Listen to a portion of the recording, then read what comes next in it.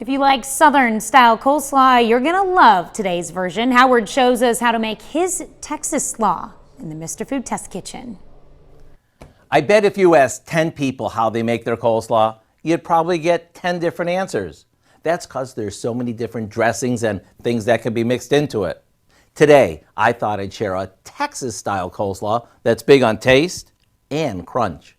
For this one, we start by adding equal amounts of white vinegar and vegetable oil to a bowl, along with a bit of lime juice,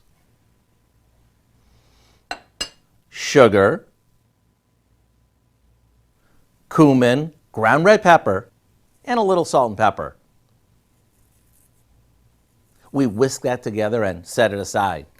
Now, after placing a package of coleslaw mix in a large bowl, we add some red and yellow bell pepper that we've chopped, a thinly sliced jalapeno, and a bunch of freshly chopped cilantro. All that's left to do is pour the dressing over the veggies, give it a good mix, and it's ready to serve. And if you've got a bit of time, it's even better if it's chilled.